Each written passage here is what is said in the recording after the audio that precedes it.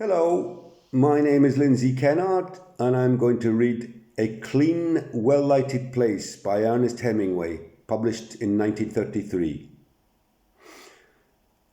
It was late, and everyone had left the cafe, except an old man who sat in the shadow the leaves of the tree made against the electric light. In the daytime, the street was dusty, but at night the dew settled the dust, and the old man liked to sit late because he was deaf, and now, at night, it was quiet, and he felt the difference. The two waiters inside the cafe knew that the old man was a little drunk, and while he was a good client, they knew that if he became too drunk, he would leave without paying, so they kept watch on him. "Last week he tried to commit suicide," one waiter said. "Why?" "He was in despair." "What about?" "Nothing." "How do you know it was nothing?" "He has plenty of money."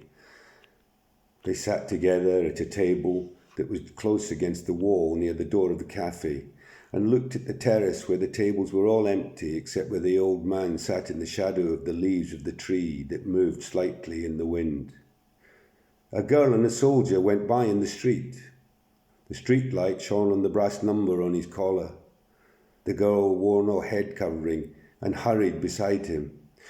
"The guard will pick him up," one waiter said. What does it matter if he gets what he's after?" "You'd better get off the street now. The guard will get him. They went by 5 minutes ago." The old man sitting in the shadow rapped on his saucer with his glass. The young waiter went over to him. "What would you want?" The old man looked at him. "Another brandy," he said. "You'll be drunk," the waiter said.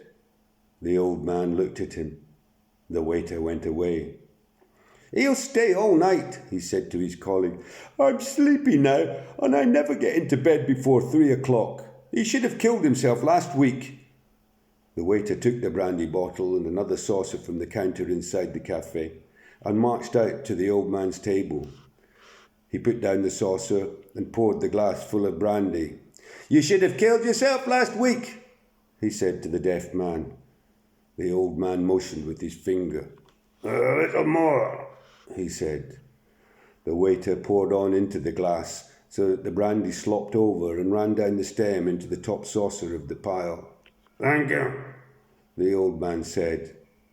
The waiter took the bottle back inside the cafe. He sat down at the table with his colleague again. "He's drunk now," he said. "He's drunk every night." "What did he want to kill himself for?" "How should I know?" "How did he do it?" "He hung himself with a rope." "Who cut him down?" "His niece." "Why did they do it?" "Fear for his soul." "How much money has he got?" "He's got plenty." "He must be 80 years old." "I should say he was 80 anyway." "Well, I wish he'd go home. I never get to bed before 3 o'clock. What kind of hour is that to go to bed?" "He stays up because he likes it." "He's lonely." "I'm not lonely. I have a wife waiting in bed for me." "He had a wife once too." "A wife would be no good to him now." "You can't tell. He might be better with a wife." "His niece looks after him. You said she cut him down." "I know." "I wouldn't want to be that old. An old man is a nasty thing." "Not always. This old man is clean. He drinks without spilling. Even now, drunk. Look at him." "I don't want to look at him. I wish he'd go home. He's no regard for those who must work." The old man looked from his glass across the square, then over at the waiters. "Another brandy," he said, pointing to his glass. The waiter, who was in a hurry, came over. "Finished," he said, speaking with the omissions of syntax stupid people employ when talking to drunken people or foreigners. "No more tonight. Closed now." "Another," said the old man. "No, finished." The waiter wiped the edge of the table with a towel and shook his head.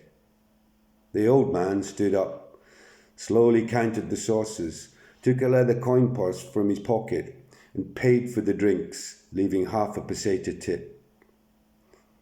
The waiter watched him go down the street, a very old man, walking unsteadily, but with dignity. "Why didn't you let him stay and drink?" the unhurried waiter asked. They were putting up the shutters. "It's not 2:30. I want to go home to bed." "Oh, what's an hour?" "More to me than it is to him." "An hour is the same." "You talk like an old man yourself." "He can buy a bottle and drink it home." "It's not the same." "No, it isn't," agreed the waiter with the wife. He didn't wish to be unjust. He was only in a hurry. "And you? You have no fear of going home before your usual hour? Are you trying to insult me?" "No, hombre, only to make a joke." "No," said the waiter, who was in a hurry, rising from pulling down the metal shutters. "I have confidence. I am all confidence." "You have youth, confidence in a job," the old waiter said. "You have everything." "And what do you lack?" "Everything but work." "You have everything I have." "No, I never had a confidence, and I am not young." "Come on, stop talking nonsense and lock up." "I'm one of those who like to stay late at the cafe," the older waiter said.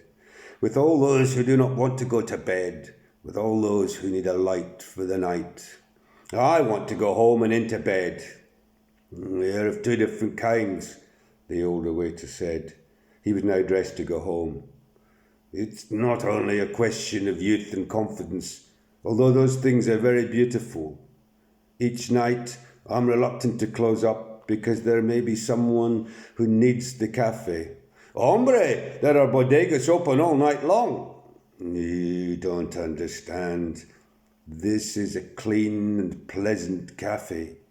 It is well lighted. The light is very good, and also now there are shadows of the leaves." "Good night," said the younger waiter. "Good night," the other said.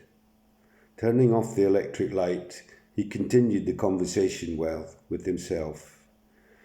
"It is the light, of course, but it's necessary that the place be clean and pleasant. You don't want music. Certainly you don't want music. Nor can you stand before a bar with dignity, although that's all that's provided for these hours." What did he fear? It was not fear or dread. It was nothing that he knew too well. It was all or nothing, and a man who was nothing too. It was only that, and light was all it needed, and a certain cleanliness and order. Some lived in it and never felt it, but he knew it was all nada y pues nada, y nada y pues nada. "Thou nada who art in nada, nada be thy name, thy kingdom nada, thy will be nada, in nada as it is in nada. Give us this nada, our daily nada, and nada us our nada as we nada our nadas, and nada us not into nada, but deliver us from nada, pues nada." "Hail nothing, full of nothing, nothing is with thee." He smiled, stood before a bar with a shining steam pressure coffee machine. "What's yours?" asked the barman. "Nada, otro loco más," said the barman, and turned away. "A little cup," said the waiter. The barman poured it for him. "The light is very bright and pleasant, but the bar is unpolished," the waiter said. The barman looked at him, but did not answer. It was too late at night for conversation. "You want another copita?" the barman asked. "No, thank you," said the waiter, and went out. He disliked bars and bodegas. A clean, well-lighted cafe is a very different thing. Now, without thinking further, he'd go home to his room. He would lie in the bed, and finally, with daylight, he would go to sleep. After all, he said to himself, it's probably only insomnia. Many must have it.